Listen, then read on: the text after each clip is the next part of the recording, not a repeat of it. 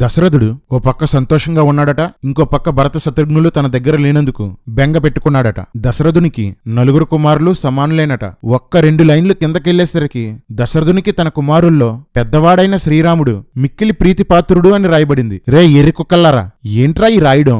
అక్కడే సమానం అంటారు, అక్కడే రాముడు ఎక్కువ అంటారు. కథ కూడా సరిగ్గా రాయడం రాదేంట్రా మీకు? ఇక్కడ రాముడిలో ఏమాత్రం కనిపించని రామలక్షణాలు రాస్తారు. రాముడు ఇతరుల్లో సుగుణాలే చూస్తాడట, కాని రాముడికి అందరి మీద అనుమానమే. రాముడు కోపమనే మాటే ఎరుగడట, కాని ముందు వెనక చూడకుండా కోప్పడిపోతుంటాడు.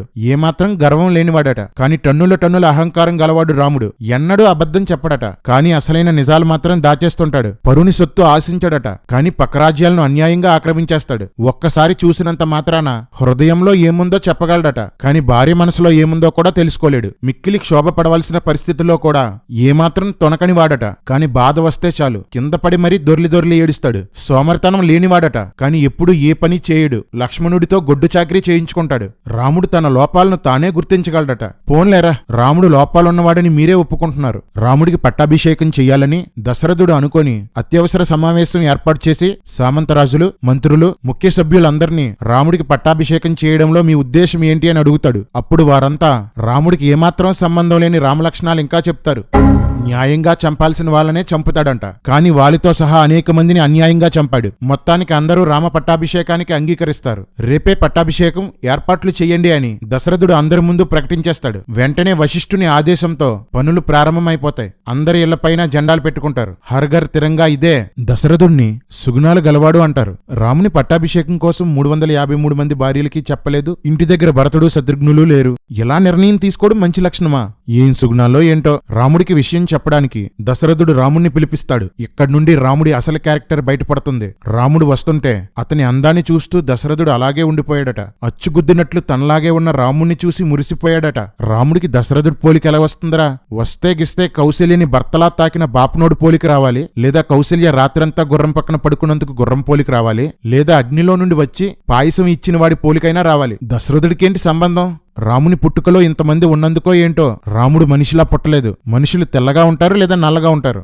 రాముడు ముదురు నీలం రంగులో ఉంటాడు. మనుషుల కళ్ళు బ్లాక్ గా ఉంటాయి లేదా బ్రౌన్ గా ఉంటాయి, కానీ రాముడి కళ్ళు ఎర్రగా ఉంటాయి. పాపం అందరు పోలికలు కలిసిపోయి తేడాగా పుట్టేశాడు. జై శ్రీరామ్.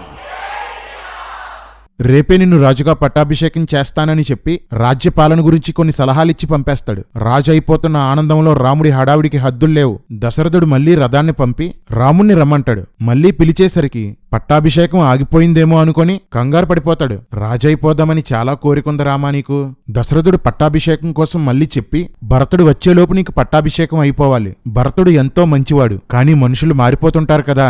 రేపే నీకు పట్టాభిషేకం అని చెప్తాడు. తమ్ముడు లేకుండా పట్టాభిషేకం ఏంటి అని రాముడు అడగడు. పట్టాభిషేకం అయిపోతే చాలు కౌసల్య, రాముడు, లక్ష్మణుడు ఆనందిస్తుంటారు. రాముడు లక్ష్మణుడితో నాకు రాజ్యం వస్తే నీకు వచ్చినట్లే. నీకు కావలసినవి తిను, తాగు, రత్నాలు, ముత్యాలు ఏం కావాలంటే అవి తీసుకో అంటాడు. పట్టాభిషేకం అవ్వకుండానే వరాలిచ్చేస్తున్నారు రాములోరు. నువ్వు కారుణ్య రాముడివా, కంగారు రాముడివా? వశిష్ఠుని సలహా మేరకు సీతారాములు ఉపవాసం చేస్తున్నారు. రాముడు స్నేహితులతో ఆనందంగా గడుపుతూ వాళ్లతో పొగిడించుకుంటున్నాడు. దగ్గరుండి ఇంటికి డెకరేషన్ చేయిస్తాడు. చాలా ఆరాటంగా ఉంది భయ్యా నీకు. అయోధ్యంతా వేదమంత్రాల ఘోష. ఇళ్లకు అరటి చెట్లు తెచ్చి కట్టారు. రంగుల ముగ్గులు వేశారు. గాలిపటాలు ఎగరేస్తున్నారు. దశరథునితో కైకేయికి వివాహం అయినప్పుడు ఆమెకు తోడుగా మందర అనే గూనిస్త్రీ వచ్చింది. మందర రామ పట్టాభిషేక విషయాన్ని కైకేయికి చెబితే కైకేయి ఎంతో సంతోషిస్తుంది. కాని మందర భరతుడు పట్టాభిషేకం పొందాలి అని చెప్తుంది. కాని కైకేయి నాకు రాముడు భరతుడు ఒకటే, రాముడు రాజైతే నాకు చాలా సంతోషం అని చెప్తుంది. మందర కైకేయిని మూర్ఖురాలా, నీ కొడుకుని రాజుని చెయ్యని కోప్పడుతుంది. అయినా కైకేయి ఒప్పుకోదు. రాముడు కొంతకాలం అయోధ్యని పరిపాలించి తర్వాత భరతుడికి రాజ్యాన్ని అప్పగిస్తాడని కైకేయి అంటుంది. రాముడు అయోధ్యని తన పిల్లలకిచ్చేసి భరతుడికి ఏదో ఒక రాజ్యం ఇస్తాడని మందర అంటుంది. రే లలితాంటి, తర్వాత కాలంలో రాముడు చేసింది అదే కదరా. రాముణ్ణి మందరే కరెక్ట్ గా అర్థం చేసుకుంది. నక్కజిత్తులున్నవారే నక్కజిత్తులున్నవారిని గుర్తుపట్టగలరు. ఎంత చెప్పినా కైకేయి ఒప్పుకోకపోవడంతో రాముడు రాజావుగానే భరతుణ్ణి చంపడమో అడవులకి పంపడమో చేస్తాడని రెచ్చగొడుతుంది. అప్పటి వరకు రాముడంటే ప్రాణమన్న కైకేయి ఒకేసారి కోపంతో ఈరోజే రాముణ్ణి వనవాసానికి పంపుతాను, భరతుణ్ణి పట్టాభిషేకం చేయిస్తాను అంటుంది. రామాయణంలో పాత్రలన్నీ ఇంతే, కథకనుగుణంగా ప్రవర్తన మారిపోతుంటది. నిజ సంఘటన అయితే మనుషుల ప్రవర్తనను బట్టి కథ జరుగుతుంది. రామాయణం కల్పితం కాబట్టి కథను బట్టి పాత్రల ప్రవర్తన మారిపోతుంటుంది. రామాయణంలో అందరూ అపరిచితులే, నిమిషానికి ఒకలా మారిపోతుంటారు. ఒక యుద్ధంలో దశరథుడు గాయపడి చావు బ్రతుకుల మధ్య ఉంటే కైకేయి అతన్ని కాపాడుతుంది. అప్పుడు దశరథుడు నువ్వు నన్ను 2 వరాలు కోరుకో అంటాడు. మందర ఆ విషయాన్ని కైకేయికి గుర్తు చేసి రాముణ్ణి 14 సంవత్సరాలు వనవాసానికి పంపమని మొదటి కోరికగాను, భరతుణ్ణి పట్టాభిషేకం చేయమని 2వ కోరికగాను అడగమని కైకేయికి సలహా ఇస్తుంది. ఆ సలహా విన్న కైకేయి ఆనందంతో మందరను పొగుడుతుంది. రే ఎర్రికుక్కలో, రే బురద పందులు, రండ్రా రండి, మీ రామాయణం గొప్పతనం వినండి. కైకేయి మందరతో గూనివాళ్ళు సాధారణంగా అవయవ సౌష్ఠవం లేకుండా ఉంటారు, కానీ నువ్వు మాత్రం చూడముచ్చటగా ఉన్నావు. నీ స్తనములు బిగుతుగా ఉండి మెడ వరకు వ్యాపించి మిక్కిలి ఎత్తుగా ఉన్నాయి. రొమ్ముల క్రింద ఉన్న బొడ్డు నాజూగ్గా ఉంది. పొట్ట లోపలికి ఉండి నడుము సన్నగా ఉంది. నీ నడుము క్రింది భాగం అంటే నడుము నుండి తొడ వరకు గల భాగం నిండుగా ఉంది. అందమైన ముఖంతో పరిపుష్టమైన పిక్కలు అనువైన తొడలతో అద్భుతంగా ఉన్నావంటుంది. రే ఒక ఆడది ఇంకో ఆడదాన్ని ఇలా పొగుడుతుందా? ఏంట్రా ఇది రామాయణమా కామాయణమా? రామాయణం కావ్యం కాదురా, గేయం. గేయం అంటే పాట కాదురా, గేయం.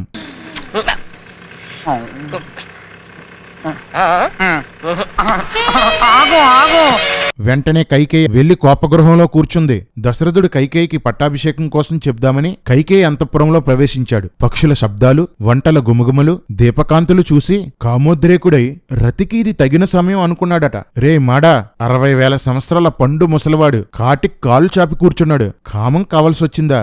వాల్మీకి వయగ్రాలు మింగేశాడురా. 100 మందిని కన్నా అనుకుంటున్నాను. అది రెడీ. కైకేయి కోపగృహంలో ఉందని తెలుసుకున్న దశరథుడు ఒళ్ళంతా దడెక్కి కైకేయి దగ్గరికి వెళ్లి అడవిలో ఆడ ఏనుగును మగ ఏనుగు తాకినట్లు తాకాడట. వాల్మీకిని మహాకవి అంటారు. నాకు తెలిసినంతవరకు ఇంత దరిద్రమైన వర్ణనలు చేసే కవి ఎవడు ఉండడు. వీడియోలు ఎంత ఎక్కువైపోతుందని చాలా వదిలేశాను, కానీ వాల్మీకి దేన్నైనా పోల్చిన ప్రతిసారి ఇలాంటి చెత్త కవి ఇంతకన్నా గొప్ప గేయం రాయలేడులే అనిపిస్తుంది. చెత్త సాహిత్యం, సంబంధం లేని పోలిక, సందర్భానికి సంబంధించిన వర్ణన, ఇదే రామాయణ ఇతిహాసం. చదువుతుంటే వస్తుంది దరహాసం, చేయాలనిపిస్తుంది హేళనతో పరిహాసం. వారే వాహ్, క్యా బాత్ హై. మన్మథ బాణాలతో కొట్టబడి కామ వికారానికి లోనై కామ పరతంత్రుడై ఆతురతతో ఉన్న దశరథుడు నీకేం కావాలో ఆజ్ఞాపించు అని కైకేయిని అడుగుతాడు. నిర్దోషిని ఎవరినైనా చంపమంటావా? దోషినెవరినైనా విడుదల చేసేయమంటావా? ఎవడైనా దరిద్రునికి తేరగా ధనమిమ్మంటావా? ఎవడైనా ధనవంతుడిని ఏమీ లేనివాడిగా చేసేయమంటావా? ఏం కావాలో కోరుకో అంటాడు. కోరికలు తీర్చుకోవడానికి అధికారాన్ని దుర్వినియోగం చెయ్యడమే మీ సనాతన ధర్మం. సనాతన ధర్మం సంకనాకే పార్టీ గద్దెనెక్కిన దగ్గర నుంచి మన దేశంలో జరిగేది ఇదే కదా. మీ కోరికలు తీర్చుకోవడానికి కోర్టుల్ని, సిబిఐని, ఈడీని, ఈసీని, ఐటీని అన్నిటినీ దుర్వినియోగం చేస్తారు. ఇష్టం వచ్చినట్లు రాజ్యాంగాన్ని మార్చేస్తారు. చూసావా రామా, ఎదవలకు పదవులు వస్తే ఇలాగే ఎడుస్తుంది మరి కాలం. నార్త్ ఇండియాని నాశనం చేశారు కదరా. ఇలాంటి సనాతన ధర్మం మాకొద్దు. కామ కోరికల కోసం ధర్మాన్ని తప్పే దశరథుడు ధర్మపాలకుడట. సిగ్గుండాలరా, సిగ్గుండాలి. అప్పుడు కైకేయి యుద్ధంలో ఉన్నప్పుడు నువ్వు నాకు 2 వరాలు ఇస్తానన్నావు కదా, అవి ఇప్పుడు ఇస్తానని మాట ఇవ్వు అంటుంది. దశరథుడు సరే అంటాడు. వెంటనే భరతుణ్ణి పట్టాభిషేకం చెయ్యి, రాముణ్ణి వనవాసం పంపేయి అంటుంది. అది వినగానే దశరథుడు మూర్చబోయాడు. రామాయణం అంతా మూర్చే. అందరూ మూర్చబోతుంటారు, లేస్తుంటారు. స్పృహలోకి వచ్చిన దశరథుడు ఏడుస్తూ క్రూరురాలా, పాపాత్మురాలా, ఇలాంటివి అడుగుతావా అని తిడతాడు. రాముడు నీకు ఏ అపకారం చేశాడని ఎంత ఏడ్చినా కైకేయి ఒప్పుకోదు. భరతుణ్ణి రాజుని చేస్తాను గాని రాముణ్ణి వనవాసానికి పంపలేను. చావబోతున్న వయస్సులో ఇంత దుఃఖం నాకు కలగజేయొద్దు అంటాడు. ఇందాకేమో గర్జించే గుర్రంలాగొచ్చాడు, ఇప్పుడేమో ముసలోన్ని అంటున్నాడు. అందరూ అంతే, అప్పటికప్పటికే మాటలు ప్రవర్తనలు మారిపోతుంటాయి. కైకేయిని తిట్టి 2-3 సార్లు మూర్చబోయి మొత్తానికి చేసేది లేక 2 వరాలకి ఒప్పుకుంటాడు. తెల్లవారింది. దశరథుడు తన మంత్రి, తమ రథ సారథి అయిన సుమంత్రుడిని పిలిచి రాముణ్ణి తీసుకురమ్మంటాడు. సుమంత్రుడు వెళ్లేసరికి రాముడు చక్కగా బంగారు ఆభరణాలు, అందమైన వస్త్రాలు, తలలో పువ్వులు, ఒంటి నిండా సెంటూ రాసుకుని బంగారు కుర్చీ మీద కూర్చొని ఉంటాడు. పాపం పట్టాభిషేకానికి పొద్దున్నే రెడీ అయిపోయాడు. మా రాజ్యానికి ఏమైంది?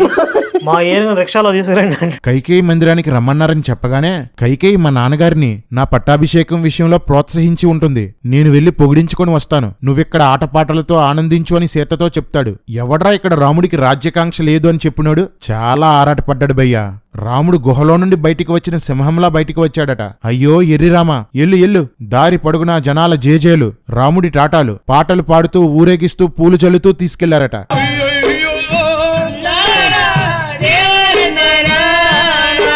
రాముడు దశరథుడికి కైకేయికి నమస్కారం చేశాడు. దశరథుడు ఏడుస్తుంటే తన మీద కోపంగా ఉన్నాడేమో అని రాముడు అనుకుంటాడు. నేనేం తప్పు చేశానా అని ఆలోచిస్తాడు. ఇందాక ఏం కూసర్రా, చూడ్డంతోనే ఎదుటివాళ్ళ హృదయంలో ఏముందో తెలిసిపోతుందా? కోప్పడ్డానికి ఏడవడానికి కూడా తేడా తెలుసుకోలేకపోయాడురా. హృదయాలు ఎరిగే రాముడు కాదు, ఎర్రి రాముడు. జై శ్రీరామ్. ఎర్రి రాముడంటి ఓణ్ణి కాదులే, నేను ఎర్రి రాముడంటి ఓణ్ణి కాదులే. ఏం జరిగిందని కైకేయిని అడుగుతాడు. నువ్వు మాటిస్తానంటే చెప్తాను అంటుంది. వెంటనే రాముడు మాట తప్పడు అంటాడు. 2 వరాల గురించి చెప్పి నువ్వు 14 సంవత్సరాలు వనవాసం వెళ్ళాలి, నీకు ఏ ఏ వస్తువులతో పట్టాభిషేకం చెయ్యాలనుకున్నారో వాటితో భరతునికి పట్టాభిషేకం చెయ్యాలి అని అడుగుతుంది. రే ఎర్రి కుక్కల్లారా, కర్రి నక్కల్లారా, రాముణ్ణి 2 చేయమంటే ఒకటే చేశాడ్రా. భరతుడికి పట్టాభిషేకం జరగలేదు. రాముడు 2 నాలుకల పాము లాంటివాడు, నక్కలా నాటకాలాడేవాడు. ఆ విషయం ముందు ముందు మీకే తెలుస్తుంది. భరతుడి పట్టాభిషేకం కూడా రాముడిచ్చిన మాటే. ఇది గుర్తుపెట్టుకో, తర్వాత మాట్లాడుకుందాం. అరిషడ్ వర్గాలను జయించిన రాముడు కైకేయి మాటలు విని కూడా ధైర్యంగా ఉన్నాడట. అరిషడ్ వర్గాలు అంటే కామం, కోపం, స్వార్థం, మోహం, మదం, మత్సరం. నిజానికి ఈ 6 పుష్కలంగా ఉన్నవాడే శ్రీరాముడు. ఈ లైన్ ఎలా ఉండాలంటే అరిషడ్ వర్గాలతో జయించబడిన శ్రీరాముడు. జై శ్రీరామ్. భరతుని కోసం నేను రాజ్యాన్నే కాదు, నా ప్రాణాన్ని, నా సంపదల్ని, చివరికి సీతను కూడా ఇచ్చేస్తాను అంటాడు. గొప్ప ధర్మం రా మీది. భార్యని జోదంలో పెట్టడం మీ ధర్మం, భార్యని తమ్ముడికి ఇచ్చేయడం మీ ధర్మం. ఇంక పెళ్లిళ్ళెందుకురా మీకు? అమ్మాయిల్ని తెచ్చుకొని ఒకరినొకడు మార్చుకోండిరా. ధర్మమట ధర్మం. ఎందుకురా నీకు ఏసు బతుకు. రాముడు నాకు రాజ్యకాంక్ష లేదు అంటూ కౌసల్య దగ్గరికి వెళ్ళిపోయాడు. రామా, నిజంగా నీకు రాజ్యకాంక్ష లేదా? మరి తర్వాత కాండాలో అనేక చోట్ల త్రుటిలో రాజ్యం పోయింది, రాజ్యం పోయిందని నేను ఏడ్చిన ప్రతిసారి సీత నన్ను ఓదార్చేదని ఎందుకు చెప్పావు? రామా, ఎందుకీ డ్రామా? యోగి వలె ఏ దుఃఖం లేకుండా రాముడు ఉన్నాడని చెప్తూనే పెళ్లు బిగిస్తున్న దుఃఖాన్ని లోలోపలే అణుచుకున్నాడని రాయబడింది. అంటే లోలోపల ఏడుస్తూ పైకి బానే ఉన్నాడన్నమాట. అలాంటి వాడిని యోగి అనర్బయ్యా, నటుడు అంటారు. मस्त शेड्स ఉన్నారా నీలా అబ్బో కమలాసన్. పట్టాభిషేకం తప్పిపోయిందని కౌసల్యకు చెప్పగానే మూర్ఛపోయి పడిపోయింది. స్పృహలోకి వచ్చి నువ్వు పట్టాభిషేకం చేసుకుంటే నాకు పెద్ద భార్య అధికారం దక్కుతుందని, సవతులపై అధికారం దొరుకుతుందని, నువ్వు పుట్టిన దగ్గర నుండి 17 సంవత్సరాలు ఎదురు చూశానని ఏడుస్తుంది. రాముడు రాజు అయితే తనకి అధికారం దక్కుతుందని కౌసల్య ప్లాన్ చేసుకుంది. అరే బొక్కల డాక్టర్, పట్టాభిషేకం సమయానికి రాముడి వయసు ఎంతరా? కొన్ని చోట్ల 25 సంవత్సరాలని రాయబడింది, ఇక్కడేమో 17 సంవత్సరాలనుంది. ఈ సొల్లు రామాయణాన్ని కవర్ చేసే సోది బ్యాచ్ జంధ్యం వేసుకోవడం అంటే 2వ జన్మని. ఇక్కడ రాముడు పుట్టిన దగ్గర నుండి 17 సంవత్సరాలంటే రాముడు ఉపనయనం నుండి లెక్కించుకోవాలని సోది కవరింగ్లు చేస్తుంటారు. నాన్న చాగంటి, అక్కడ జన్మించినప్పుడు అని ఉందా, 2వసారి జన్మించినప్పుడు అని ఉందా? అసలు రామాయణంలో రాముడికి ఉపనయనం చేసినట్లు ఎక్కడుంది? ఉపనయనం అనేది చాలా ఇంపార్టెంట్ కదా. ప్రతి విషయాన్ని లాగి లాగ్ చేసే రామాయణం ఉపనయనం కోసం ఎందుకు చెప్పలేదు? రాముడి వయసు విషయంలో రామాయణం తప్పు చెప్పింది. రామాయణం ఆది కావ్యం కాదు, అబద్ధాల కావ్యం. వయసు ఎంత? 24. లక్ష్మణుడు దశరథుడు కామ వికారానికి లోనై ఇలా అజ్ఞానపు పని చేశాడు అంటాడు. రేయ్ పిచ్చి పందుల్లారా, దశరథుడు కామంతో వెళ్ళాడని లక్ష్మణుడికి ఎవడరా చెప్పాడు? ఆ తర్వాత కౌసల్య, భరతుడు, రాజ్యంలో అందరూ ఇదే చెప్పుకుంటారు. ఎవర్రా వాళ్ళకి చెప్పారు? రే ఎర్రి కుక్కలో, రామాయణం కథరా. వాల్మీకి ఫ్లోలో అందరికీ తెలిసినట్టు రాసేశాడు. దశరథుడు ఎప్పుడూ నన్ను బాగా చూసుకోలేదని కౌసల్య అంటుంది. కానీ పిల్లల కోసం వచ్చిన పాయసంలో సగం కౌసల్యకే ఇచ్చాడు. ఆమె పోషణ కోసం 1000 గ్రామాలు ఇచ్చేశాడు. లక్ష్మణుడు కోపంతో రాముడు చాలా నీతిమంతుడు, రాముడు చేసిన దోషం ఇది అని చెప్పిన వాడిని నేనింతవరకు చూడలేదు అంటాడు. లచ్చా, నేను చెప్తాను కదా. లక్ష్మణుడు రామునితో, అన్నా నువ్వు రాజవ్వు, ఎవడడ్డొచ్చినా నేను చంపుతాను, అయోధ్యను నిర్మానుషం చేస్తాను అంటాడు. లచ్చా, అయోధ్యలో అందర్నీ చంపేస్తే ఎవరిని పరిపాలిస్తారు నాన్నా? మన తండ్రి దుష్టుడైపోయాడు, అతన్ని చంపేద్దాం లేదా జైల్లో వేసేద్దాం అంటాడు. ఎవ్వడికి వాడు తేడానే, తండ్రితో సహా అందర్నీ లేపేస్తాడట. లచ్చా, అంత కోపం ఎందుకు మచ్చా? కౌసల్య రామునితో, నీ తమ్ముడు మాటలు విన్నావు కదా, ఇక నీ ఇష్టం అంటుంది. అంటే దశరథుడిని లేపేయడానికి కౌసల్యకి ఏ అభ్యంతరం లేదన్నమాట. ఎంత మంచి కుటుంబమో, బంగారు కుటుంబం. మీ ఇంట్లో అందరూ ఇలా వంకరగానే మాట్లాడతారా? తిన్నగా ఎవడో మాట్లాడ్డా అనుకుంటా. కౌసల్య రామునితో వనవాసానికి వెళ్లొద్దని చెప్తుంటే రాముడు కౌసల్యతో తండ్రి చెప్పిన మాటకై కండుడు అనేవాడు ఆవుని చంపాడు, తండ్రి మాటకై పరశురాముడు తన తల్లి తల నరికాడు, తండ్రి ఏం చెప్పినా పాటించడమే సనాతన ధర్మమని చెప్తాడు. రే పోరంబోకుల్లారా, సనాతనం సనాతనం అని సెకిలిస్తున్నారు కదరా, మీలో ఎంతమంది తల్లిదండ్రుల మాట వింటున్నారా? రే కర్రీ, యేసుక్రీస్తును నమ్ముకుంటే సనాతన ధర్మం పాటించకపోవడం కాదురా. తండ్రి మత్తులో చెప్పినా, మోహంతో చెప్పినా, మంచి చెప్పినా, చెడ్డ చెప్పినా గుడ్డిగా దాన్ని చెయ్యని వారందరూ సనాతన ధర్మాన్ని పాటించనట్లే. ఇప్పుడు చెప్పండ్రా, మీలో ఎంతమంది సనాతన ధర్మాన్ని పాటిస్తున్నారో? మీరే పాటించినప్పుడు మాకెందుకురా మీ సనాతన ధర్మం? ఈ దరిద్రం మనకు అక్కర్లేదు. కౌసల్య రాముడితో నేను కూడా నీతో వస్తాను అంటే భర్త బ్రతికుండగా నువ్వు రాకూడదు, పతి సేవే సనాతన ధర్మం అని చెప్తాడు. రామా, భర్త దగ్గర భార్య ఉండి సేవ చెయ్యాలన్నావు కదా, మరి లక్ష్మణుని ఎందుకు భార్యకు దూరం చేశావు? భార్య బ్రతికుండగా ఆమెను వదిలేసి నీతో వనవాసానికి వచ్చిన లక్ష్మణుడు ముమ్మాటికి సనాతన ధర్మాన్ని సైడ్ కాలువలో వేసి తొక్కేసినట్లే కదా. నేను తండ్రికిచ్చిన మాట కోసం అరణ్యానికి వెళ్తే నా తండ్రి ఆడిన మాటను తప్పని సత్యవంతుడవుతాడని రాముడంటాడు. రే ఎర్రిబత్తాయిలు, రాజ్యంలో సామంతరాజులకి, మంత్రులకి, ఊర్లో అందరికీ రాముడే యువరాజని మాటిచ్చేశాడు కదరా. రాముడు అరణ్యానికి వెళ్ళకపోతే దశరథుడు కేవలం కైకేయి దగ్గర మాత్రమే మాట తప్పినవాడవుతాడు. రాముడు అరణ్యానికి వెళ్తే దశరథుడు రాజ్యంలో ఉన్న అందరి దగ్గర మాట తప్పినవాడవుతాడు. ఇంత చిన్న లాజిక్ ఎలా మిస్ అయ్యారు మీరు? రాముడు వనవాసానికి వెళ్లినందుకు అందరూ దశరథుడిని తిట్టుకున్నారు, చీ అన్నారు. అది తట్టుకోలేక కుమిలి కుమిలి చచ్చాడు. తండ్రి ఒక మాట చెప్తే దాన్ని పాటించడం వలన తండ్రికే ప్రమాదం వస్తుందని తెలిసినా గుడ్డిగా దాన్ని పాటించడమే సనాతన ధర్మం. అలాంటి ధర్మం మాకు అవసరం లేదు బాబు. ఈ దరిద్రం మనకు అక్కర్లేదు. రాముడు అక్కడి నుంచి సీత దగ్గరకు వెళ్లి పట్టాభిషేకం క్యాన్సిల్ అయ్యింది, నేను 14 సంవత్సరాలు వనవాసానికి వెళ్తున్నాను, నువ్వెక్కడే పూజలు చేసుకుంటూ జాగ్రత్తగా ఉండు అని చెప్తాడు. అందుకు సీత, నాకు నీవే గతి, నీతో అరణ్యానికి వస్తాను, కష్టమైన సుఖమైనా నీతోనే, నీవు లేకుంటే నాకు స్వర్గం కూడా వద్దు అంటుంది. కాని ఇదే సీత రాముడి స్వభావం పూర్తిగా తెలిసాక నువ్వు నాకొద్దు, నాకు స్వర్గమే కావాలంటుంది. మీరే చూస్తారు కదా. సీత మాటలు ధర్మసమ్మతమే అయినా సీత మీద ఉన్న ప్రేమ వలన ఆమెను ఆపడానికి రాముడు ప్రయత్నించాడు. ఇప్పటి వరకు ఇదే సనాతన ధర్మం అంటూ తల్లికి తమ్ముడికి నీతులు చెప్పి భార్యకి ఇబ్బంది కలుగుతుంది అనుకుంటే సనాతన ధర్మాన్ని వదిలేస్తాడంట. రాముడికే లెక్కలేని సనాతన ధర్మం మాకెందుకురా ఎర్రి కుక్కల్లారా. అడవిలో కష్టాలుంటాయి వద్దు అని రాముడు చెప్తుంటే నన్ను తీసుకెళ్లకపోతే విషం తాగుతాను, అగ్నిలోకి దూకి చస్తానంటూ వార్నింగ్ ఇస్తుంది. భార్యలు అడిగింది చెయ్యనప్పుడు చస్తానని బెదిరిస్తుంటే ఇదేం దిక్కుమాలిన బుద్ధి అనుకునేవాణ్ణి. అది సనాతన ధర్మం అని ఇప్పుడే తెలిసింది. రామాయణంలో చాలా పాత్రలు కోరుకున్నది జరగకపోతే చచ్చిపోతాం అంటుంటాయి. నేను బతకను, విషయం ఎక్కడ, ఎండిది ఎక్కడ, కట్టెక్కడ, రైలు ఎక్కడా, నేను చచ్చిపోతా. జై సనాతనం, జై సనాతనం, జై శ్రీరామ్. నువ్వు కనుక నన్ను ఇక్కడ వదిలేసి వెళ్తే నా తండ్రి నిన్ను మాడాదాస్ అనుకుంటాడని సీత చెప్తుంది. మొత్తానికి సీతను తీసుకెళ్లడానికి రాముడు ఒప్పుకొని ఆమెను కౌగిలించుకొని బ్రహ్మలాగే నేను ఎప్పుడూ భయపడను అంటాడు. రామా, సొల్లు ఆపు రామా, నువ్వు బ్రహ్మ బొచ్చుడు సార్లు భయపడ్డారు, ఎందుకీ సొల్లు చెప్పు. వెంటనే రాముడు బ్రాహ్మణులను పిలిచి దాన ధర్మాలు చేశాడు. తన దగ్గరున్న బంగారం అంతా, అదేనండి కట్నంగా తెచ్చుకున్న బంగారం అంతా పేదలకి దానం చేశాడు. అత్త సొమ్ము అల్లుడు దానం అనే సామెత ఇక్కడి నుండే వచ్చింది. ఎవడబ్బ సొమ్మని కొలుకుతూ తిరిగేవు రామచంద్ర, ఎవడబ్బ సొమ్మని కొలుకుతూ తిరిగేవు రామచంద్ర. రాముడు సీతతో నువ్వు నాతో లేకపోతే నాకు స్వర్గం కూడా రుచించదు అంటాడు. కాని సీత రాముడిని వదిలేసిపోయిన తర్వాత 10,000 సంవత్సరాలు రాముడు హాయిగా జీవించాడని రాయబడింది. రాముడి ఇంటి పేరు డి అయ్యి ఉంటుంది. డి రామ కలిపితే డ్రామా.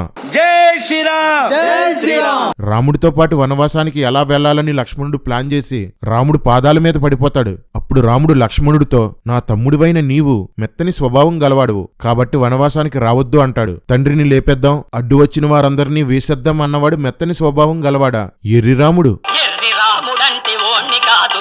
కాళ్ల మీద పడిన ఉపాయం పనవ్వలేదు. రాముడి బుద్ధి తెలిసిన లక్ష్మణుడు ప్లాన్ బి అమలు చేస్తాడు. ఆయుధాలు చేతపట్టి మన సామాను మోస్తూ రాత్రి పగలు మీకు కాపలా కాస్తూ కావలసినవన్నీ సమకూరుస్తాను అంటాడు. వెంటనే లక్ష్మణుడి మాటలకు రాముడు ప్రసన్నుడై వెళ్లి 2 ధనుస్సులు, కవచాలు, 2 తూనీరాలు, 2 కత్తులు పట్టుకొని వచ్చేయంటాడు. ఇంతకంటే స్వార్థపరుడు ఎవరైనా ఉంటారా? ప్రేమతో వస్తానంటే వద్దన్నాడు, ఊడిగం చేస్తానంటే ఓకే అన్నాడు. నువ్వు సుగుణాల రాముడివి కాదు, స్వార్థరాముడివి. జై శ్రీరామ్. రాముడు లక్ష్మణుడితో సుమిత్రాదేవి మొదలగు ఆత్మీయులకు నీ వనవాసం కోసం చెప్పి వచ్చాయంటాడు. రే ఊరపందుల్లారా, ఊర్మిళేమైందిరా? ఊర్మిళకి చెప్పమని ఎందుకు చెప్పలేదు? పెళ్ళై 12 సంవత్సరాలైతే ముందు తల్లికి చెప్పాలా భార్యకి చెప్పాలా? భార్య దగ్గరికి వెళ్తే లక్ష్మణుణ్ణి ఆపేస్తుందేమో అనుకొని రాముడు చెప్పమనలేదా? లక్ష్మణుడు ఎందుకురా ఊర్మిళ దగ్గరికి వెళ్ళలేదు? ఇదారా మీ సనాతనం? పక్కోడి పెళ్లాన్ని గోకేవాళ్ళు మీ సనాతన ధర్మంలో దేవుళ్ళు, సొంత పెళ్లాన్ని వదిలేసేవాళ్ళు మీ సనాతన ధర్మంలో ఆదర్శమూర్తులు. లక్ష్మణుడు పెళ్లాన్ని కోటలో వదిలేసి అడవిలోకి పోయాడు. తర్వాత కాలంలో రాముడు కోటలో ఉండి పెళ్లాన్ని అడవుల్లో వదిలేశాడు. గొప్ప ధర్మంరా బాబు మీది. భారత్లోని అస్సాం రాష్ట్రంలో ఉన్న గౌహతి ప్రాంతానికి దగ్గరలో ఉండే కామాఖ్య ఆలయానికి ఒక ప్రత్యేకమైన విశిష్టత ఉంది. సతీదేవి యోని భారత్లోని అస్సాం రాష్ట్రంలోని గౌహతి ప్రాంతంలో పడిందని నమ్ముతారు. ఈ గుడికి వెళ్లిన ప్రతి ఒక్కరూ ఓ మూలన యోని ఆకారంలో ఉండే ఓ రాయిని పూజిస్తారు. లక్ష్మణుడికి పెళ్లైన 10,000 సంవత్సరాల పాటు ఏం జరిగిందో చెప్పిన రామాయణంలో పెళ్లి సందర్భంలో తప్ప ఒక్కసారి కూడా ఊర్మిళ పేరు మళ్లీ రాయబడలేదు. రామాయణం మీద ఉమ్ము వస్తారని ఊర్మిళాదేవి నిద్ర అని ఒక కథ కల్పించి పాఠ్యపుస్తకాల్లో వేసేశారు. రామాయణంలో ఉన్న దారుణమైన తేడా విషయాల్ని తర్జుమాలో మార్చేశారు. రేయ్, ప్రాణం పోయిన ఒక్క పదం కూడా బైబిల్కి కలపం రా మేము. మీరు పరువు కోసం రామాయణాన్నే మార్చేశారు. తప్పుని మార్చుకోవడానికి తర్జుమాలు మార్చేశారు. సిగ్గు లేదు మీ అందరికి. మళ్ళీ మీరు మమ్మల్ని అంటారా? ఈసారి నోరెత్తండ్రా. ఒక్కొక్కడికి వెనక నుండి బలెం దింపితే నోట్లో నుండి బయటకు వస్తది. చెత్త రామాయణం, చండాలం రాముడు. సామాను సర్దుకొని దశరథుడికి కనిపించడానికి బయలుదేరుతారు. దారంతా అయోధ్య ప్రజలు ఏడుస్తూనే ఉన్నారంట. సోషల్ మీడియా కంటే స్పీడ్ గా వార్త అందరికీ ఎలా తెలిసిపోయిందిరా? ఏ రాతలో ఏం రామాయణమో.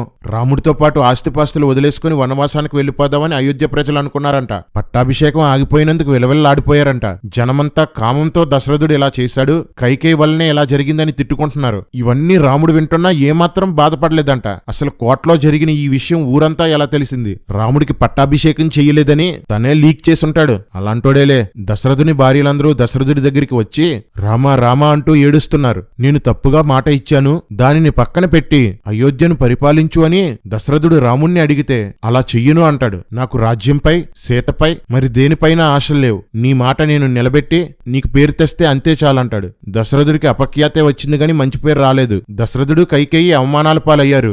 రాముడు వనవాసానికి వెళ్లి హీరో అయ్యాడు. నక్కజిత్తుల రాముడు. జై శ్రీరామ్. రాముడి మాటలకి దశరథుడు మళ్లీ మూర్చబోయాడు. సుమంత్రుడు కూడా మూర్చబోయాడట. ఏంట్రా ఈ మూర్చగోల? సుమంతుడు స్పృహలోకి వచ్చి కైకేయి మీద తీవ్రంగా కోప్పడి తిడతాడు. ఒక మంత్రి రాణిని తిడతాడా? ఏంట్రా ఈ పిచ్చి రామాయణం? పిచ్చండి ఇది. రాముడితో పాటు ఆహారాన్ని, వస్తువుల్ని పంపమని దశరథుడు చెప్తాడు. కాని కైకేయి అందుకు ఒప్పుకోదు. కైకేయి సీతారామ లక్ష్మణులకి నారచీరలిస్తుంది. వారు వాటిని కట్టుకుంటారు. వశిష్ఠుడు వచ్చి సీత వనవాసం కోసం కైకేయి కోరుకోలేదు కాబట్టి ఆమెకు పట్టు వస్త్రాలు, బంగారు ఆభరణాలు ధరించాలని చెప్తాడు. కాని సీత తన భర్తతో సమానంగా నారచీరలే ధరించిందట. గాయ్స్, ఇది గుర్తు పెట్టుకోండి, తర్వాత దించేద్దాం. వెంటనే దశరథుడు కోశాధికారిని పిలిచి సీతకు 14 సంవత్సరాలు సరిపడే వస్త్రాలు, వస్తువులు, ఆభరణాలు కూర్చమని చెప్పగానే తెచ్చేస్తారు.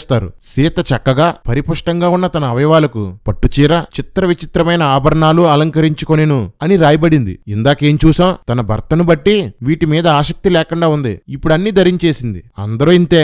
చెప్పేది నీతిగా ఉంటుంది, చేసేది రోతగా ఉంటుంది, పోల్చేది బూతులా ఉంటుంది. అదే రామాయణం. ఆ దరిద్రం మాకు అక్కర్లేదని చెప్తున్నా. 14 సంవత్సరాలకి సరిపడేవన్నీ రథం ఎక్కించేశారు. వీళ్ళు కూడా రథం ఎక్కేశారు. వనవాసానికి బయలుదేరారు. రథం వేగంగా వెళ్తుంది. నగరంలో స్త్రీలు, పురుషులు, బాలబాలికలు, వృద్ధులు అందరూ మిక్కిలి దుఃఖంతో మూర్చబోయారు. పట్టాభిషేకం చూడ్డానికి వచ్చిన వాళ్ళంతా మూర్చబోయారు. రాముడు ఏం పీకడనరా అందరూ మూర్చబోయారు? అరే ఏంట్రా ఇది? ఏంట్రా ఈ సొల్లు పురాణం? మొత్తం నగరంలో ఉన్న వాళ్ళంతా రథం వెనకాల పరిగెత్తారంట. రే కర్రీ, అందరూ మూర్చబోయారు కదా, ఈ పరిగెత్తేవారెవర్రా? నీ కిరాయి గోండాలా? మొత్తం స్క్రాప్ ఇక్కడే ఉందేంట్రా? అంతలో దశరథుడు బయటికి వచ్చి చూసి మళ్లీ మూర్చబోయాడు. రాముడు వెళ్లిపోతుంటే చూడలేక సూర్యుడు అస్తమించేశాడట. భార్యాభర్తలు కలుసుకోవడం మానేశారంట. పక్షులు అరవడం మానేశాయంట. ఆవులు పాలివ్వడం మానేశాయంట. నా వల్ల కాదురా, ఈ సొల్లు నేను భరించలేను బాబోయ్. రామచంద్ర ప్రభు. తొలికానుపులో కొడుకు పుట్టిన తల్లికి కూడా సంతోషం లేదంట. రే దిక్కుమాలిన ధర్మం మోస్తున్న కుక్కల్లారా, తొలికానుపులో ఆడపిల్ల పుడితే బాధపడాలా, మగబిడ్డ పుడితేనే ఆనందపడాలా? ఇదే కదరా నేర్పారు నా దేశానికి. కొన్ని కోట్ల మంది ఆడపిల్లల్ని కడుపులోనూ పురుట్లోనూ చంపించిందిరా మీ సన్నాసి ధర్మం.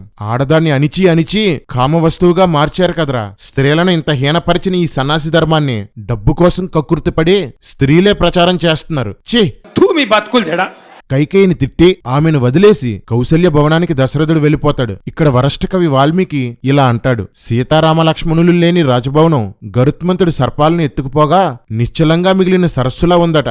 అన్నా సరస్సులో పాములు లేకపోవడమే మంచిది కదా. అంతేరా ఈ వాల్మీకి నెగిటివ్ ని పాజిటివ్ ని నెగిటివ్ తో పోలుస్తుంటాడు. దశరథుడు కౌసల్య దగ్గర ఏడుస్తూ కలవరిస్తూ కుమిలిపోతుంటే కౌసల్య మాత్రం దశరథుడిని సూటిపోటి మాటలతో నిందించి దుఃఖపరుస్తుంది. కైకేయి అంటే మోహంతోనే ఇలా చేశావని నువ్వొక రాజువా అంటూ తిడుతుంది. దశరథుడు ఏడుస్తూ మూర్చబోతే లేపి మరీ తిడుతుంది. సనాతన భార్య అంటే ఏంటనుకుంటున్నారు? తమసీ నది దగ్గరకు వచ్చాక రథం అక్కడ ఆపారు. రాముడికి ఒక మంచం ఏర్పాటు చేస్తే సీతారాములు గాఢంగా నిద్రపోయారు. లక్ష్మణుడు సుమంత్రుడు రాత్రంతా రాముడి గుణగణాల కోసం మాట్లాడుకున్నారంట.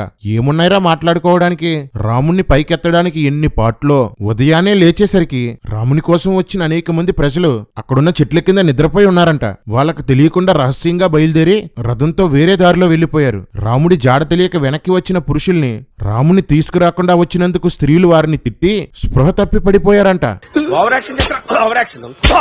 వీరి రథం గోమతి స్వందికా నదులు దాటుకుంటూ ముందుకు వెళ్ళింది. దారి పొడుగునా గ్రామాల్లోని వారు దశరథుడు కామంతో అజ్ఞానంగా ఇలా చేశాడని తిట్టుకుంటున్నారు. ఎప్పుడో ఇచ్చిన మాట వలన దశరథుడు ఇలా చేస్తే కామం వలన అని పబ్లిసిటీ చేసింది ఎవరో? ఈ త్రిబుల్ వార్త గ్రామానికి ఎక్స్ప్రెస్ లో వెళ్ళిందా? ఆ గ్రామాలకి వార్త ఎక్స్ లో వెళ్ళిందా, ఇన్స్టాలో వెళ్ళిందా? రథం కన్నా ముందు వెళ్లి ఎవర్రా ఊళ్ళో చెప్పింది? సొల్లు రాతలు సొల్లు కథలు. రాముడికి గుహుడు అనే మిత్రుడు భక్తుడు ఉన్నాడు. అతడు ఒక రాజు. అతడు అడవిలోనికి రాముని కోసం విస్తారమైన ఆహార పదార్థాలు తెస్తే నేను వనవాసంలో ఉన్నాను, ఇవేవీ తినను, గుర్రాలకు గడ్డి పెట్టండి చాలు అంటాడు. రాముడు వనవాసానికి సంబంధించిన ఏ నిబంధన పాటించడు. గుహుని ముందు మాత్రం మామూలు యాక్టింగ్ చేయుడు. రామా, నువ్వు అక్కడవే కదా వనవాసం, సీతకి లక్ష్మణుడికి ఆ ఆహారం పెట్టండి అని అన్నావా? లక్ష్మణుడు ఎలాగూ నీకు బానిసే, కనీసం సీతకైనా ఆహారం పెట్టండి అని అన్నావా? నువ్వు తినకపోతే ఎవ్వరూ తినకూడదనే స్వార్థం వాళ్ళను కూడా ఆ రాత్రి తిండి లేకుండా పడుకోబెట్టావు. స్వార్థ రాముడా. లక్ష్మణుడు సీతారాములు పడుకోవడానికి పాన్పు ఏర్పాటు చేసి రాముడి కాళ్ళు కడిగాడు. రాత్రంతా కాపలా, పగలంతా సేవ. లక్ష్మణుడు డ్యూటీ ఇదే. అరణ్య జీవనానికి అనుకూలంగా ఉండటం కోసం రామలక్ష్మణులు జడలు వేసుకున్నారు. సుమంత్రుడు అయోధ్యకు బయలుదేరాడు. గంగానది దాటడానికి గుహుడు ఏర్పాట్లు చేస్తాడు. రాముడు లక్ష్మణ సీతను పడవలోకి ఎక్కించు అంటాడు. ఏంటి భార్యని పడవెక్కించే పని కూడా చేయడా రాముడు? పాన్పు తయారు చేసుకోడు, చేతులు కడుక్కోడు, కాళ్ళు కడుక్కోడు, భార్యని పడవెక్కించడు, ఏ పని చేయుడు. అన్నీ లక్ష్మణుడే చేయాలి. ఒరే కర్రే, మీ ఓడు పొద్దున్నే కడుక్కుంటాడా, లక్ష్మణుడే కడుగుతాడా? రామా, సోమరులకు నువ్వొక ప్రేరణ. సోమరిపోతైన నీకు ప్రజలు చేస్తున్నారు భజన. పైన సిగరెట్ బయట ఉండని తీసుకురా, లైటర్ తీసుకురా. యాష్ డ్రైవర్ తెస్తాడు రా. భారతరత్న వీడికి బద్దకరత్న బిరుదు ఇవ్వాలి. ఆ ఇచ్చిన వేస్ట్లే అంత దూరం ఎవడెళ్తాడని బద్దకించి మానేస్తాడు. కర్మ. నావ ఎక్కి గంగానది దాటుతుండగా సీత గంగకు రకరకాల మొక్కులు మొక్కుతుంది. నేలకు మొక్కులు మొక్కే అజ్ఞానాన్ని నా దేశానికి నేర్పింది రామాయణమే. గంగ దక్షిణ తీరాన దిగి రాముడు లక్ష్మణుడితో ఇలా అంటాడు. లక్ష్మణ, ఇది జనసంచారం లేని అడవి. ముందు నువ్వు నడువు, నీ వెనక సీత నడుస్తుంది. ఆమె వెనక నేనుండి మీ ఇద్దరినీ కాపాడతానంటాడు. అడవిలో కాపాడేవాడు ముందుండాలా వెనకుండాలా? ముళ్ళు తుప్పలు పాములు మృగాలు ముందున్నవాడికి ఎదురవుతాయా వెనకున్నవాడికా? నేను వెనకుండి మిమ్మల్ని కాపాడుతానని సొల్లు కబుర్లు చెప్తావా? రామా, నువ్వు మోసం కూడా అందంగా చేస్తావు. జై శ్రీరామ్. బరువైన సామాన్లు బట్టలు నెత్తిమీద పెట్టుకుని ఆయుధాలు భుజాలకు తగిలించుకొని లక్ష్మణుడు వెళ్తుంటే అతనితో రాముడు మన తండ్రి గురించి ఆలోచిస్తుంటే అన్నింటికంటే కామమే గొప్పదనిపిస్తుంది. తాను చెప్పిన మాటను వినే కొడుకుని ఎంత మూర్ఖుడైనా వదులుకుంటాడా? సకల భాగ్యాలు గల కోసల దేశాన్ని భార్యతో కూడి భరతుడు సుఖంగా అనుభవించబోతున్నాడు. అతని భాగ్యం ఎంత గొప్పదో. రాజు ఎలాగో ముసలివాడైపోయాడు. ఇక తానే తిరుగులేని రాజు. కామంతో నిండినవాడు మన తండ్రిలాగే బాధలు పడ్డం తప్పదు అంటాడు. ఇది రాముడి అసలు స్వభావం. రాజ్యం పోయినందుకు కుల్లి ఏడుస్తున్నాడు. తండ్రిని మూర్ఖుడని కామతంత్రుడని తిడుతున్నాడు. ఇది అతను చేసుకున్న కర్మ అంటున్నాడు. తండ్రి ముందు మాత్రం నాకు ఏ ఆశలు లేవని సొల్లు కబుర్లు చెప్తాడు. రామా, కనబడవు గాని గొప్ప నటుడివే. ఎన్టీఆర్ని చూశాను, ఏఎన్ఆర్ని చూశాను, అమితాబ్ని చూశాను, కమల్ని చూశాను, కానీ నీలాంటి నటుడిని చూడలేదురా. గాయ్స్, భరతుడి విషయంలో ఒక అద్భుతమైన ట్విస్ట్ ఉంది, త్వరలో చూస్తారు. లక్ష్మణ, నేను నిజంగా కోపగిస్తే అయోధ్యను ఒక్కడనే ఆక్రమించుకోగలను. ధర్మం కాదని స్వర్గం వెళ్లకుండా పోతానని ఆగిపోయాను అంటాడు. వీరు ఎప్పుడూ వెళ్ళని ప్రయాగ క్షేత్రానికి దట్టమైన అడవి గుండా భారీ సామానుతో వెళ్తుంటే దారిలో కనిపించే గ్రామస్తులు సత్కారాలు చేశారంట. రే సొల్లు కాకపోతే వీళ్ళు వనవాసంలో ఉన్నారని వాళ్ళకెవరు చెప్పారా? సొల్లు రాతలో మీరుని. దారిలో భరద్వాజ మహర్షి ఆశ్రమం కనిపిస్తే అక్కడికి వెళ్తారు. రాముడు భరద్వాజునికి జరిగిన విషయం చెప్తాడు. భరద్వాజుడు ఎంతో కాలం నుండి నీ రాక కోసం ఎదురు చూస్తున్నాను అంటాడు. రాముడు ఎవరి దగ్గరికి వెళ్ళినా సరే వాళ్ళు ఇదే డైలాగ్ చెప్తుంటారు. రాముని హైలైట్ చేయాలి కదా మరి.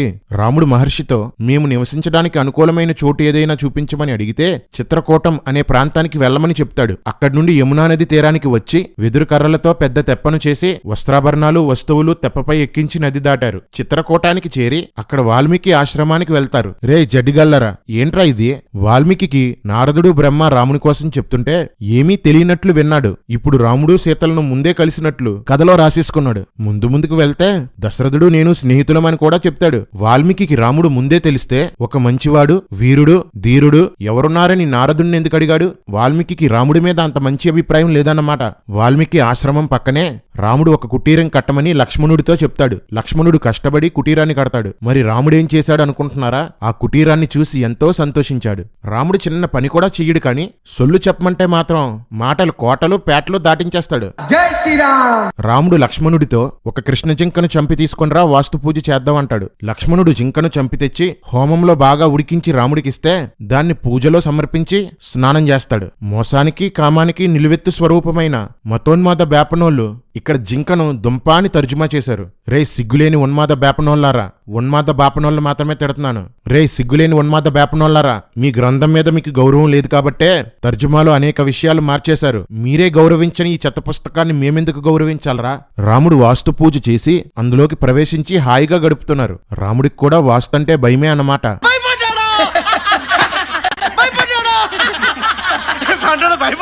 కట్ చేస్తే కథ సుమంత్రుడి దగ్గరికి వెళ్తుంది. సుమంత్రుడు రథంతో అయోధ్యలో ప్రవేశిస్తాడు. రథాన్ని చూడగానే రాముడు ఎక్కడా సీత ఎక్కడా అంటూ ప్రజలు రథం వెనకాల పరుగులు తీశారంట. మా పెళ్లిళ్ళకి పేరంటాలకి వచ్చేవాడంటూ ఓ ఏడుపంట. మీ రాముడేమైనా పేరంటాలేంట్రా ప్రతి పెళ్లికి వెళ్ళడానికి? ఇదిగో మగంగులు, ముహూర్త టైం కమింగ్, మ్యారేజ్ పడుకుని ప్రవేశపెట్టండి. సుమంత్రుడు దశరథుని కలిసి అడవిలో రాముడు పడుతున్న కష్టాల గురించి చెప్తాడు. అది వినగానే దశరథుడు మూర్ఛబోయాడు. ఏంటో నాకీ కర్మ, ఇలాంటి సొల్లంతా చదవాల్సి వస్తుంది. కౌసల్య పడిపోయిన దశరథుణ్ణి లేపి మరీ దెప్పుతుంది. రకరకాల మాటలతో గాయపరిచింది. రాముడు లేకపోవడం వల్ల అయోధ్య ఏమైపోయిందో సుమంత్రుడు చెప్పిన అద్భుతమైన సొల్లుని గుండె రాయి చేసుకుని వినండి. నగరం శోకంలో ఉంది. రాముని విరహ వేదనకి సరస్సుల్లో గుంటల్లో ఉన్న నీరు వేడెక్కింది. వనాల్లో ఆకులు ఎండిపోయాయి. అడవి జంతువులు వేట మానేశాయి. పక్షులు కూయడం మానేశాయి. త్రాగునీరు కలుషితం అయిపోయింది. చేపలు ఏ పని చెయ్యకుండా అలానే ఉండిపోయాయి. పువ్వులు వాసనివ్వడం మానేశాయి. ఏనుగులు గుర్రాలు కూడా ఏడ్చాయంట. గుర్రాలు ఏడ్చాయంటే నమ్మొచ్చు, రాముడికి డాడీలు కదా. ఈ ఏనుగులు ఎందుకు ఏడ్చాయంటావు? ఈ సొల్లంతా విన్నాక దశరథుడు ఎంతో పశ్చాత్తాపంతో ఏడుస్తూ మంచం మీద పడిపోయాడు. కౌసల్య మంచం దగ్గరికి వెళ్లి మరీ దశరథుడిని దెప్పి తిడుతుంది. అలా దశరథుడిని 5 పేజీలు నాన్ స్టాప్ గా తిడుతుంది. దశరథుడు ఏడుస్తూ వణుకుతూ చేతులెత్తి దండం పెట్టి నన్నింక బాధ పెట్టొద్దు అని బతిమాలినా కౌసల్య వదలదు. దశరథుడు పశ్చాత్తాపంతో ఏడ్చి ఏడ్చి రాత్రంతా రామా రామా అని కలవరిస్తూ మధ్యరాత్రిలో చచ్చిపోతాడు. దశరథుడిని చంపింది కైకేయి కాదు, కౌసల్యే. కౌసల్య కైకేయి కంటే పెద్ద విలన్. రాజు చనిపోయిన విషయం తెలియక ఉదయమే రాజుని పొగడటానికి భజన బ్యాచ్ వచ్చింది. వాళ్ళ శబ్దానికి పక్షులు లేచి కూసాయంట. మరి సుమంత్రుడేంట్రా పక్షులు కూయడం మానేసాయని రాశాడు? మీలాగే మీ రామాయణంలో కూడా అందరూ సొల్లుగాలేనేరా? భార్యలంతా ఏడుపు. రాత్రంతా వేపుకొని తిని భర్తను చంపేసి మహానటి అయిన కౌసల్య నేను సతీ సహగమనం చేస్తానని కన్నీళ్లు పెట్టుకుంది. సతీ సహగమనం చేయవలసిందిగా ఇక్కడ ఉన్నటువంటి మాల్ సింగ్ యొక్క కుటుంబ సభ్యులు కావచ్చు, అదే విధంగా బాబు లాల్ అనబడేటటువంటి ఒక పూజారి కావచ్చు, అక్కడ రూప్ కన్వర్కి చెప్పడం జరిగింది. రే ఎవడ్రా ఇక్కడ హిందూ గ్రంథాల్లో సతీ సహగమనం లేదన్నవాడు? రామాయణంలో బొచ్చుడు సార్లుంది. భర్తను బాధ పెట్టి చంపడము సనాతన ధర్మమే. భర్త చచ్చిపోతే అతనితో పాటు చావడము సనాతన ధర్మమే. జై సనాతనం, జై శ్రీరామ్.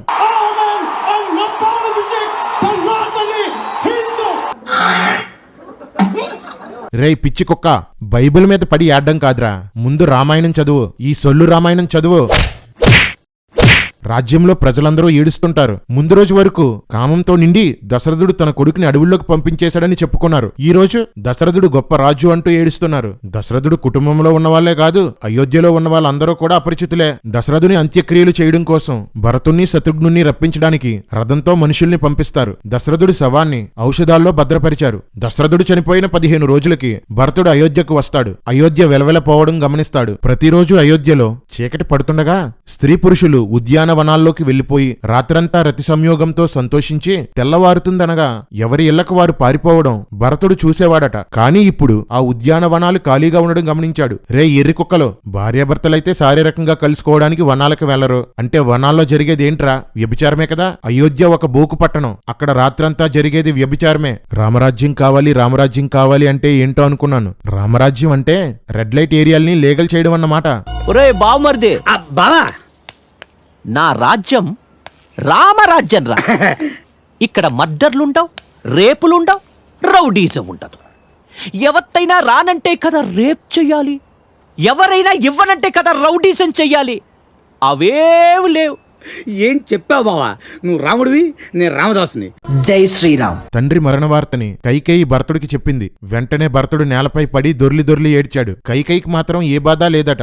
మంచి భార్యలు, మంచి కుటుంబం. రాముణ్ణి త్వరగా పిలిపించు, నాకిక అతనే గతి అని భరతుడు అంటాడు. ఇంకెక్కడ రాముడు, అతన్ని 14 సంవత్సరాలు వనవాసానికి పంపేశాను అంటుంది. భరతుడు ఇంకా దుఃఖపడి ఏడ్చి కైకేయిని నోటికి వచ్చినట్లు తిడతాడు. రాముని తీసుకువచ్చి రాజ్యం అతనికి ఇస్తాను అంటూ భరతుడు ఏడ్చి చెప్పండి గాయస్, మూర్చపోయాడు.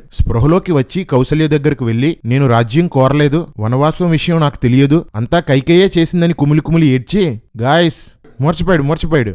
దశరథుడి శవాన్ని చితిపై పడుకోబెట్టి భరతునితో తలకొరివి పెట్టించారు. పిండం పెట్టి 10 రోజులు మైలు తర్వాత 11వ రోజున స్నానం చేసి పెద్ద కర్మ చేశాడు. ఈ మైళ్ళు దినాలు రామాయణంలో నుండి వచ్చినవే. ఏడుస్తున్న భరతుణ్ణి చూసి శత్రుఘ్నుడు కూడా మూర్చబోయాడు. చావండి హే ఎందుకు పుడతారో కూడా తెలియదండి మనుషులు కొంతమంది. కోపంతో శత్రుఘ్నుడు మందర దగ్గరకు వెళ్లి ఆమెను ఈడ్చుకుపోతాడు. భరతుడు అడ్డుపడి, నేను కైకేయిని చంపేద్దును, కానీ అలాంటి పని చేస్తే రాముడు నాతో మాట్లాడడం మానేస్తాడని చంపలేదు అంటాడు. లేదంటే తల్లిని లేపేద్దుడనమాట. అందరూ తేడాగాలేరా మీ రామాయణంలో? భరతుడు మంత్రులందరినీ పిలిచి, నాకు పట్టాభిషేకం వద్దు, నేను వనవాసానికి వెళ్లిపోయి రాముణ్ణి రాజుగా చేస్తాను అని చెప్తాడు. రాముణ్ణి తీసుకురావడానికి రోడ్లు వేయమంటాడు. మొక్కలు, చెట్లు, శిబిరాలు అన్నీ సిద్ధపరుస్తారు. ఇక ఇక్కడి నుండి సొల్లు పీక్స్, లాజిక్ వీక్స్. ఉదయమే లేచి భరతుడు రథమెక్కాడు. అప్పటికే భరతుడు నారచీరలు కట్టుకుని జడ వేసుకుని ఉన్నాడు. అతని వెనకాల 9,000 ఏనుగులు, 60,000 రథాలు, 1,00,000 మంది గుర్రాల మీద వెంబడించారట. దశరథుని భార్యలు వేరే రథాలెక్కి బయలుదేరారట. చిన్న పెద్ద తేడా లేకుండా అన్ని కులాల వారు ఈ రథాలని వెంబడించారట. ఎంత తక్కువగా లెక్కేసుకున్నా 3 లక్షల మంది పైనే ఉంటారు. రాముణ్ణి పిలవడానికి ఇంతమందా?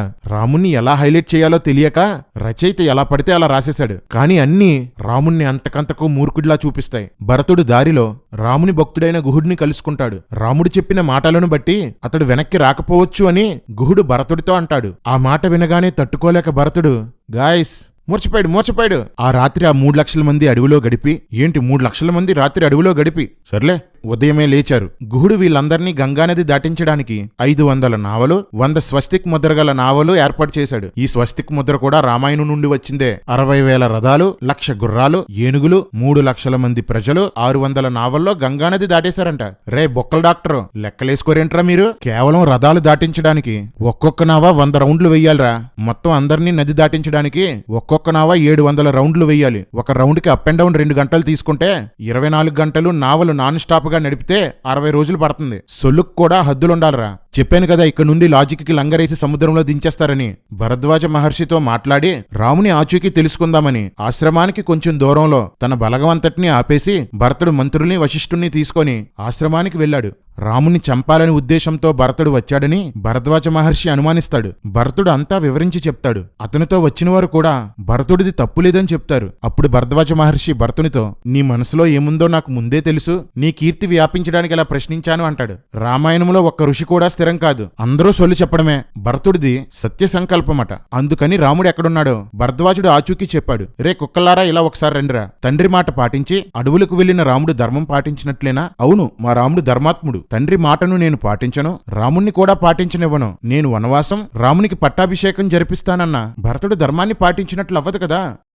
అంటే మరి చెప్పండ్రా ఓరకొక్కల్లారా, ఏంట్రా ఈ పిచ్చి పుస్తకం? తండ్రి మాట పాటించేవాడు ధర్మాత్ముడే, పాటించడానికి సహకరించే లక్ష్మణుడు ధర్మాత్ముడే, పాటించని భరతుడు ధర్మాత్ముడే, పాటించకుండా అడ్డుకోవడానికి వెళ్తున్న పురోహితులు, మంత్రులు కూడా ధర్మాత్ములే. ఏంట్రా ఈ పిచ్చి ధర్మం? అన్నదమ్ములు 4 విష్ణుమూర్తి అవతారాలేనట.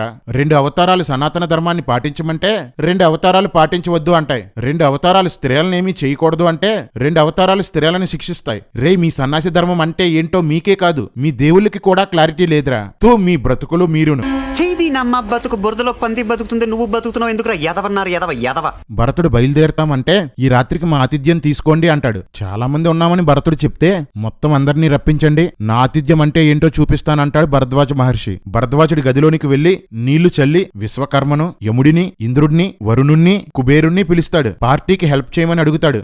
వెంటనే కూలింగ్ వాటర్ నది, పల్లరసాల నదులు, చెరుకు రసం నదులు, పాల నదులు ప్రవహించుకుంటూ అక్కడికి వచ్చేస్తాయి. హాహా ఊహు అని పాటలు పాడే గంధర్వ టీం వచ్చేసింది. వచ్చింది. రకరకాల వాయిద్యాలతో ఆర్కెస్ట్రా వచ్చింది. రంభ, ఊర్వశి, మేనక, హేమ, హిమ మొదలైన 60,000 మంది అప్సరసలు వచ్చేశారు. వచ్చిన స్త్రీలు సరిపోలేదని రకరకాల చెట్లు స్త్రీలుగా మారిపోయి వచ్చేశాయి. ఒక్కొక్క మగాడికి స్నానం చేయించడానికి 8 మంది అమ్మాయిలు వచ్చారు. ఈలోపు విశ్వకర్మ పార్కులు, బిల్డింగులు, మేడలు, పరుపులు, మంచాలు అన్నీ రెడీ చేశాడు. రకరకాల ఆహార పదార్థాలు వచ్చేశాయి. పళ్ళగుజ్జులు, పానీయాలు, తేనె, మజ్జిగ, పూలమాలలు, చల్లగాలులు, మత్తు పానీయాలు, మద్యం బావులు, ఒకటా రెండా అన్నీ వచ్చేశాయి. లేడి మాంసం, వేట మాంసం, మేక మాంసం, అడవి పంది మాంసం, నెమలి మాంసం కుండల్లో వండి రాసులుగా పోశారు. ఒక్కొక్కడు మత్తు పానీయాలు సేవించి మద్యం తాగుతూ మాంసం తింటూ అప్సరసలతో ఆటలు పాటలు. అప్సరసలు తాకడంతోనే పురుషులు పరవశం అయిపోయారట. మహర్షి గారి ఆశ్రమంలో అయోధ్య ప్రజలంతా అప్సరసలతో కలిసి తపస్సు చేసుకున్నారు. రాత్రంతా రతి క్రీడలే. ఆడవాళ్లు మగవాళ్ళు అని తేడా లేకుండా అందరూ తాగి తూలి డాన్సులు, పాటలు, పరుగులు. ఒక్కొక్కడికి మందు ఎక్కువైపోయి మేము అయోధ్యకి వెళ్ళం, రాముడి దగ్గరికి వెళ్ళం, స్వర్గం అంటే ఇదే అని అన్నారు. చెప్పాను కదా, అంతా సొల్లు సొల్లు, లాజిక్కులు నిల్లు. రాత్రంతా మోగింది గల్లు గల్లు. Welcome to Sanatan night club. Unlimited మందు, విందు, పొందు. శ్రీ రాజరాజేశ్వరి వరప్రసాద మహారాజశ్రీ పసలపూడి పొంకజంగారి పరమకళా రసిక నాట్య మండలికి నేను మన్నసలి తినలేదే తల్లి. అబద్ధాలాడతావు? మన్ను తినడానికి నీకేం కర్మ పట్టిందిరా? నీకు పంచదార పూరీలు లేవా? నీకు మిరపకాయ బజ్జీలు లేవా? నీకు వేడి వేడి బొబ్బట్లు లేవా? లడ్డు మిఠాయి నీకు రమ్యముగా చేయిస్తే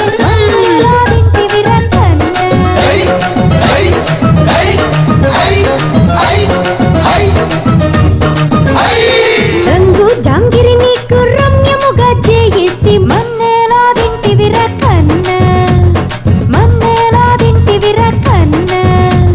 పాల ముంజలు నీకు పర్వముగా చేయిస్తే మన్నేలా తింటివి రకన్న, మన్నేలా తింటివి రకన్న.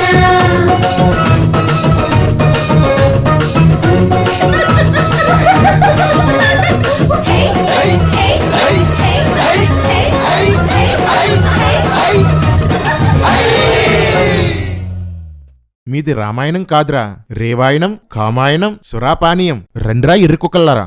ఏంట్రా మీ ఋషి రేవు పార్టీ ఇస్తున్నాడా? అందుకేనేట్రా మీ స్వామీజీలందరూ పగలు పవిత్రులు, రాత్రులు రసికులుగా మారిపోతారు. ఇదరా సనాతన ధర్మం అంటే? అంతేగా అంతేగా. అమ్మాయిల్ని ఇంపోర్ట్ చేసి పడుకోబెడతారా? అప్పటి నుండి ఇప్పటి వరకు మీ ఆశ్రమాల్లో జరిగేవన్నీ ఇవే కదా. పోరంబోకు పనులన్నీ మీరు చేస్తూ మాకు నీతులు చెప్తారా? భరతుడితో పాటు ఆడవాళ్ళు కూడా వచ్చారు కదా, వాళ్ళని గంధర్వులతో పడుకోబెట్టారా? మీది పురాతన ధర్మం కాదురా, పోరంబోకు ధర్మం. అడవి పంది మాంసాన్ని దుంపాని తర్జుమా చేశారా. మా కొలిగ్గు ఒక బేపనోడు ఉండివాడు. నైట్ కూరేంట్రా అంటే పొటాటో అనేవాడు. ఇప్పుడు అర్థమైందిరా దుంపంటే ఏంటో.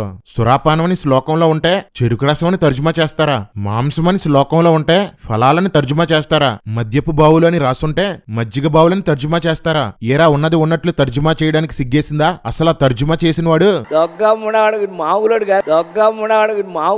దశరథుడి ఫ్యామిలీ లాగే అయోధ్యలో ఉన్న వాళ్ళంతా కూడా నిమిషానికో మూడు మారిపోయి అపరిచితులే. రాముని కోసం రథం వెనకాల పరిగెట్టి ఏడ్చారు. మత్తు పదార్థాలు తీసుకుని అప్సరసలతో దొర్లి మాకు రాముడే వద్దనేశారు. యథా ధర్మ తదా పోరంబోకులు. అంతేగా అంతేగా. ఎవరికీ తెల్లవారే వరకు మత్తు దిగలేదంట. ఉదయమే భరద్వాజ మహర్షి భరతుడితో రాత్రి బాగా గడిచిందా అని అడుగుతాడు. మహర్షుల అసలు రంగు ఇదనమాట. మహర్షి భరతుడికి చిత్రకూట పర్వతం యొక్క అడ్రస్ చెప్తాడు. భరతుడు సైనికులు కలిసి రాముణ్ణి వెతుకుతూ చిత్రకూట పర్వతానికి చేరుకుంటారు. రాముడున్న స్థలం దగ్గరలోకి వచ్చేసరికి లక్ష్మణుడు భరతుని సైన్యం చూసి, రామా, సీతను గుహలో దాచిపెట్టు, భరతుడు మనల్ని చంపడానికి వస్తున్నాడు, మనిద్దరం కలిసి భరతుణ్ణి, కైకేయిని, మందర్ని చంపేద్దాం అంటాడు. విష్ణుమూర్తి అవతారమైన లక్ష్మణుడు ఎలా మాట్లాడుతున్నాడో చూడండి. రామాయణంలో పదే పదే లక్ష్మణుడిని తెగ పొగిడేస్తుంటారు. కానీ లక్ష్మణుడికి ఆవేశం, తొందరపాటు తప్ప ఇంకేమీ లేవు. ఇలాంటి లక్ష్మణుడు రాముణ్ణి పదే పదే ఓదార్స్తుంటాడు. ఏంటో కర్మ. అప్పుడు రాముడు కారణం లేకుండా ఎదుటివారిని అనుమానించకూడదు అంటాడు. రామా, నువ్వెందుకు విషయం తెలియకుండా సుగ్రీవుణ్ణి, భరతుణ్ణి అనుమానించావు?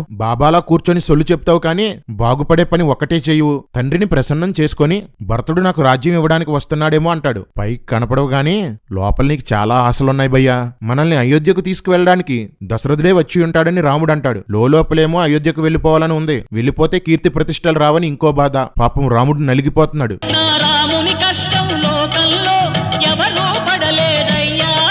మొత్తానికి భరతుడు పర్ణశాలకు వెళ్ళాడు. భరతుడి కంటే ముందు దొడ్డిదారిలో రాముడు, సీత, లక్ష్మణుడు పర్ణశాలలోకి వెళ్లిపోయి ప్రశాంతంగా కూర్చొని ఉన్నారు. అక్కడ రాముడికి ఎలివేషన్ ఉంటుందండి.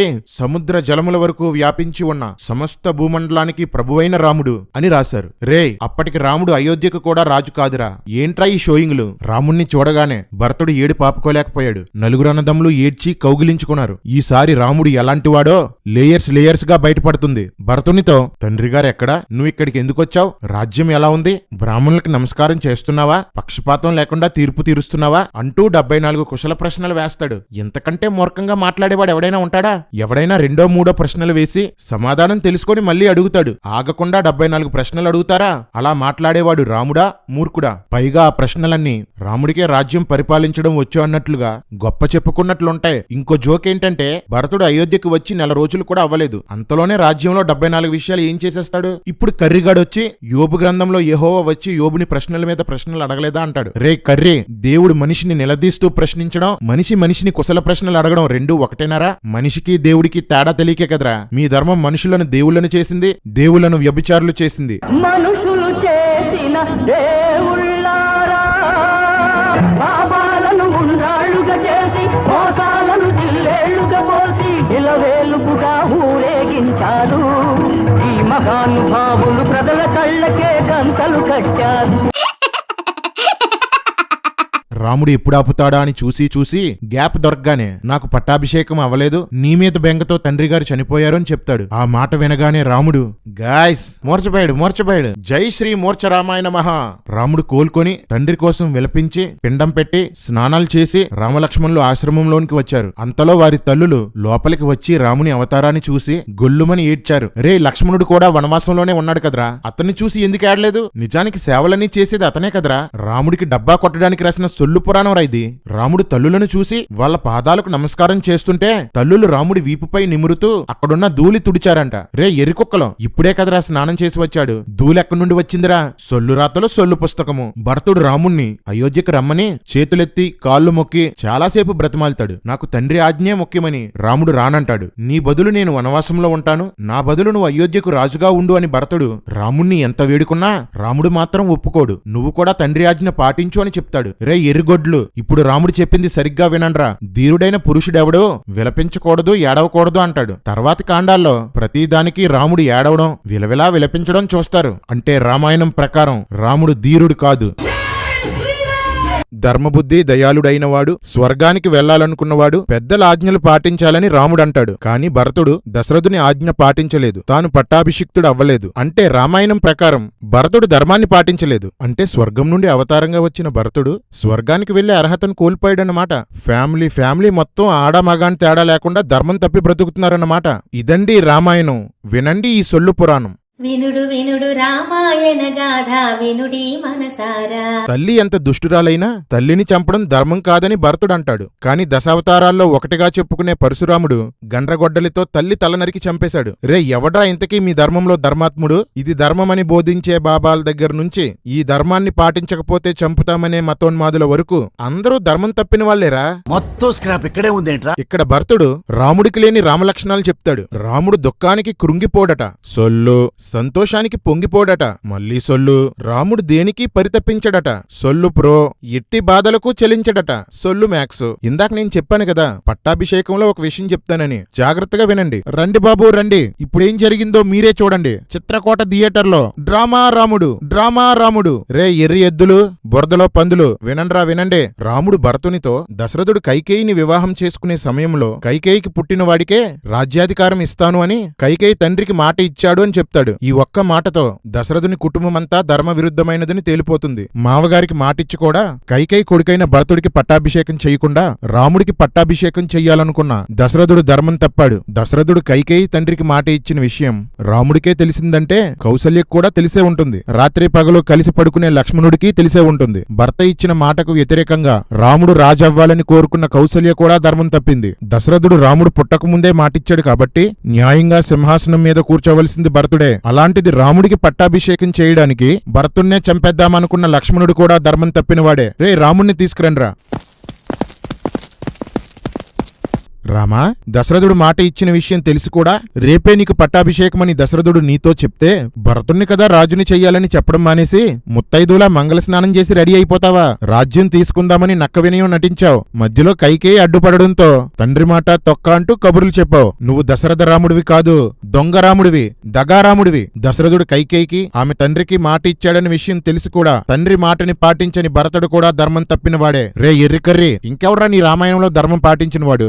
దొంగన కొడుకులండి, దొంగన ఎవరిని నమ్మడానికి వీల్లేదు, ఎవరిని నమ్మడానికి వీల్లేదు. నువ్వెళ్లి పట్టాభిషేకం చేసుకుంటేనే దశరథుడు సత్యవంతుడవుతాడని భరతునితో రాముడు చెప్పాడు. వశిష్ఠుడు రాముని వంశావళి చెప్తూ అయోధ్యని నువ్వే పరిపాలించని రాముడితో చెప్తాడు. అయినా రాముడు ఒప్పుకోకపోవడంతో భరతుడు నిరాహార దీక్షకి కూర్చుంటాడు. అప్పుడు అంతరిక్షంలో అదృశ్యులుగా ఉన్న ఋషీశ్వరులు, రాజర్షులు భరతునికి ప్రత్యక్షమై రాముడు వనవాసంలో ఉంటేనే ఒక గొప్ప కార్యం జరుగుతుందని చెప్తారు. రే ఏంట్రా ఈ సొల్లు? ఉన్న సొల్లుగాలతోనే చేస్తుంటే వీళ్ళెవర్రా మధ్యలో?